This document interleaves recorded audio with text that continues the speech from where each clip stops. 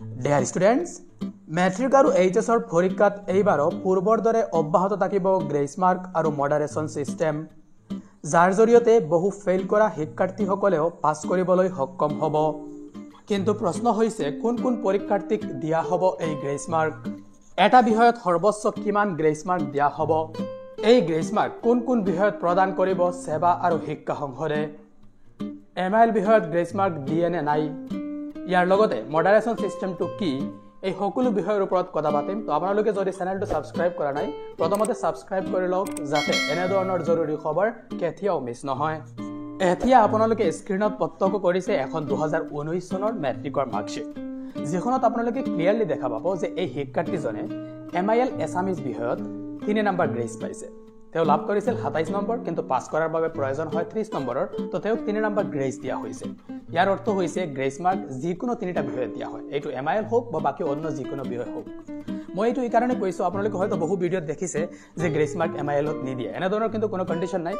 যিকোনো 3টা বিষয়ত প্ৰয়োজন অনুসৰি সেৱা আৰু শিক্ষা সংসদে গ্ৰেছ মাৰ্ক দি থাকে কিন্তু কন্ডিশন হয়তো এইটো হ'ব পাৰে যে এজন শিক্ষাৰ্থী যদি বাকি সকলো বিষয়ত বেছি নম্বৰ লাভ কৰিছিল আৰু এটা বিষয়ত তেওঁ 3 বা 4 নম্বৰৰ বাবে ফেইল কৰিছে তেওঁক হয়তো গ্ৰেছ মাৰ্ক নিদিব পাৰে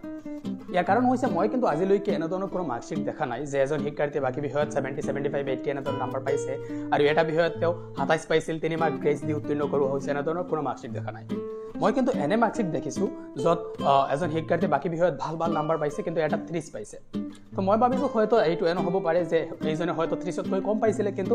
এইটোকে 30 কৰা হৈছে কিন্তু গ্ৰেছ মাৰ্ক বুলি দিয়া হোৱা নাই তো আপোনালোকে কমেন্ট যোগে জনাব পাৰে যে এনে ধৰণৰ কোনো মাৰ্কশিট আপোনালোকে লাভ কৰিছে নে বা দেখিছে নে যত এজন শিক্ষাৰ্থী বাকি সকলো বিষয়ত 70 ৰ ওপৰত নম্বৰ পাইছিল আৰু এটাত গ্ৰেছ মাৰ্ক দি উত্তীৰ্ণ কৰোৱা হৈছে যদি দেখা পাইছে তেনেহলে কমেন্টত আপোনালোকে জনাব পাৰে মই কিন্তু আজিলৈকে এনে ধৰণৰ কোনো মাৰ্কশিট নটিচ কৰা নাই ইয়াৰ উপৰিও আপোনালোকে এই মাৰ্কশিটখনত প্ৰত্যক্ষ কৰিছে যে এই শিক্ষাৰ্থীজনে গণিত বিষয়ত 7 নম্বৰ গ্ৰেছ লাভ কৰিছে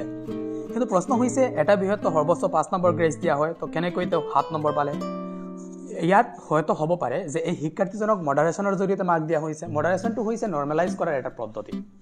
নৰমেলাইজ মানে হৈছে যদি দেখা যায় যে কোনো পৰীক্ষাৰ প্ৰশ্ন টান আহিছিল বা প্ৰশ্নবোৰ বুজিবলৈ অসুবিধা হৈছিল বা প্ৰশ্ন ভুলকৈ আহিছিল তেনে ক্ষেত্ৰত সকলো শিক্ষাৰ্থীকে মাৰ্ক নৰমেলাইজ কৰাৰ বাবে এটা মাৰ্ক প্ৰদান কৰি থাকে সেৱা বা শিক্ষা সংসদে ইয়াৰ লগতে যদি দেখা যায় যে পূৰ্বৰ বছৰৰ ফলাফলৰ সৈতে এই বছৰৰ ফলাফলৰ বেছি পাৰ্থক্য আছে তেনে ক্ষেত্ৰত এইটোকে নৰমেলাইজ কৰাৰ বাবেও এটা মাৰ্ক প্ৰদান কৰা হয় শিক্ষাৰ্থীসকলক তো এই মাৰ্কটো ইয়াত হয়তো এড কৰা হৈছিল যাৰ ফলতে 7 নম্বৰ হৈছে এতিয়া আমি আপোনালোকক দেখুৱাই ল'ব বিচাৰিছো এখন এইচএছৰ মাৰ্কশিট আপোনালোকে স্ক্ৰিনত প্ৰত্যক্ষ কৰিছে এখন এইচএছৰ অনলাইন মাৰ্কশিট যত আপোনালোকে দেখিব এই শিক্ষাৰ্থীজনে ইংৰাজী বিষয়ত 20 নম্বৰ লাভ কৰিছিল কিন্তু পাছ কৰাৰ বাবে প্ৰয়োজন হয় 30 নম্বৰৰ তথাপিও এই শিক্ষাৰ্থীজনে সেকেন্ড ডিভিজনত পাছ কৰিছে কেনেকৈ সম্ভৱ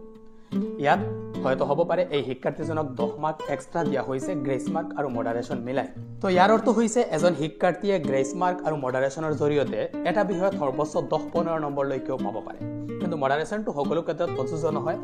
এইটো কন্ডিশনালি যদি কোনো বছৰ দেখা যায় প্ৰশ্ন কাকত টান আহিছিল বা প্ৰশ্ন